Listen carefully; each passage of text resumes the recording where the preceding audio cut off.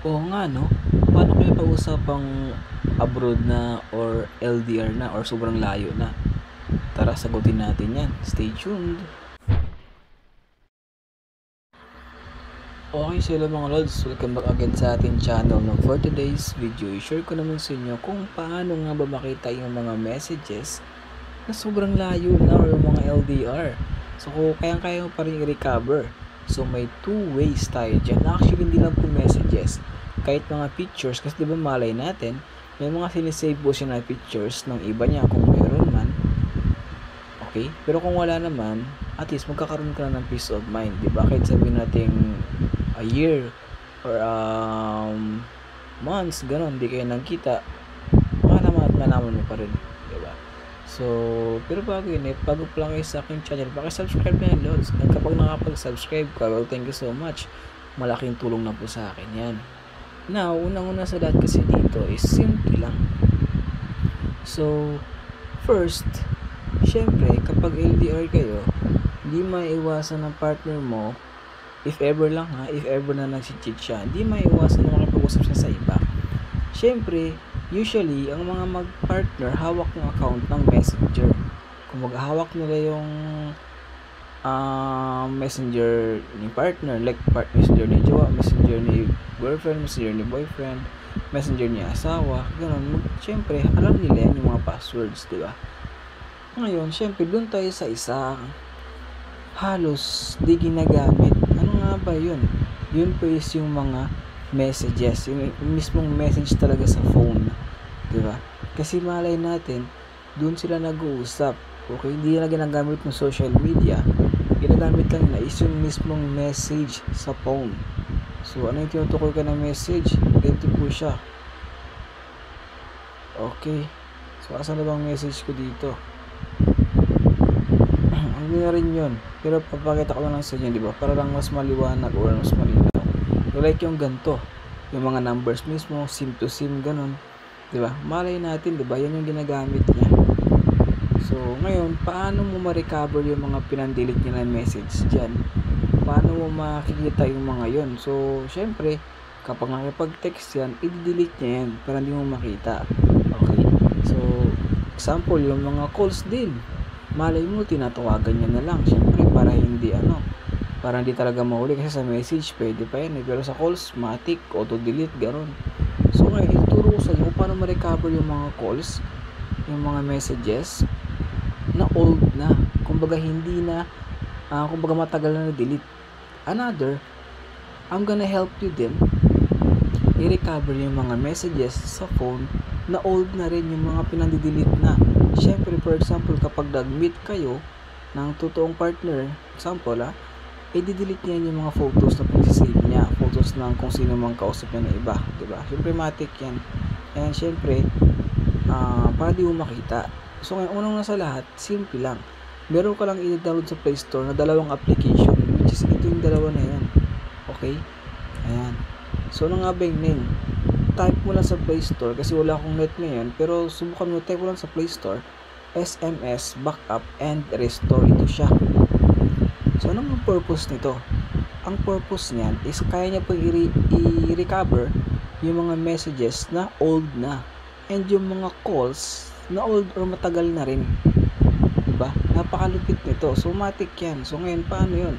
Syempre, ganito mag-set up yan. For example, nagkita na kayo ulit after a month, after a year, install mo sa phone nyo to. Ngayon, tingnan mo. Okay, obserbahan mo. Okay, ganito siya. Dito mag-set get started. Allow mo lang. Allow ulit. Basta pang allow mo lang lahat yan. Okay?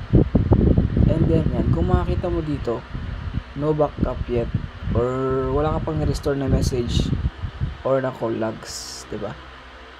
So ngayon, paano mag-restore niyan? Assuming na hawak ka ng partner. So ganito lang, set up a backup, click mo yan. Okay? Yan, click mo. Pagkatapos makita ka dito, would you like to backup message? I-check mo yung ganun. Okay? And then sa calls, ganun din, i-check mo rin siyang ganun. Ngayon, punta ka na sa next.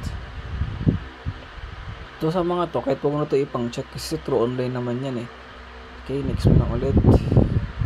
Click mo lang yung sa phone. Ayan. next, and then yes. Pagkatapos, so ano nga ba yung gusto kong i-backup? Syempre yung daily, pag weekly, kasi pag weekly lang, kunti lang yan, okay? So dapat daily, para araw-araw talaga makita mo yung mga pinag-usapan na, if ever na mayroon ha, and then click mo yung backup now. So ayan, kung makita mo nagbabacking up na, or nagbabackup na siya ng mga calls, diba? So ito, tingnan mo, napakadami ayan. Pagkatapos nyan, matik, masisave nyo na agad yung mga backup. So tapos na sa call, sa message naman ang binabackup nyo ngayon, or yung mga old combos na ginagamit yung mismong message sa phone. Okay, so ito, yan. Sa message, siyempre medyo matagal ito kasi nga, diba, messages yan, siyempre madami yan. Sa calls naman kasi kunti lang yan. Ayan, kung makita mo, 5,420, diba, napakaraming messages. Yun, auto, automatic na. Ngayon, pagka ganito, goods ka na. Ngayon, paano mo makita yan? Click mo lang itong view details na yan. Click natin yan. Ayan, kung makita mo, ito na siya. Nag-backup ako ngayon, January.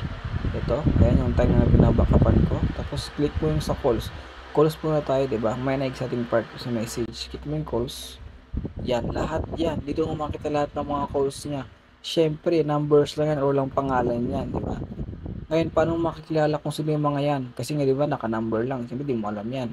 By the way, may mga tawag dito, may mga numbers din yan kung ilang beses siya tinawagan. Example, ito, 2 beses na tawagan, 8 beses na tawagan, diba?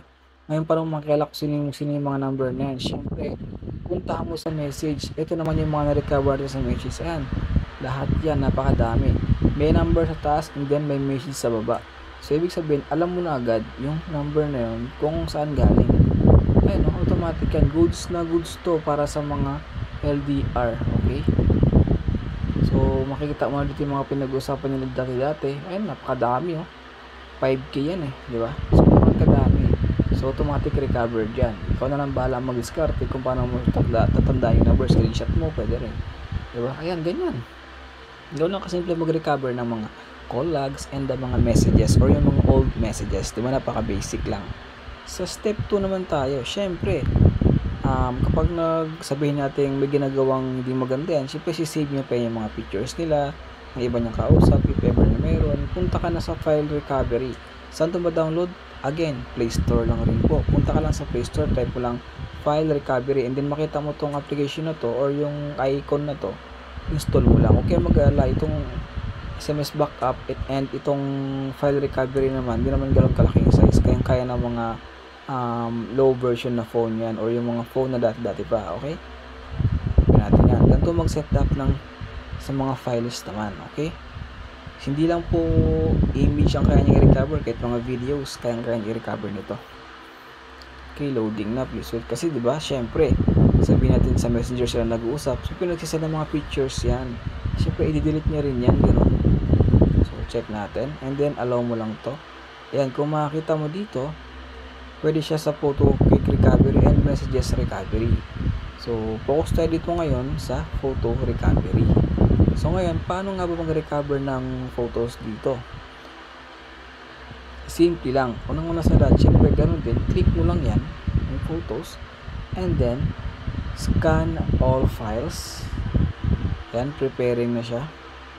Scanning na lahat ng mga files. Okay, scan mo muna yung mga recent files niya ngayon. So wait, pause ko to, I'll go back. Tapos na mag-scan.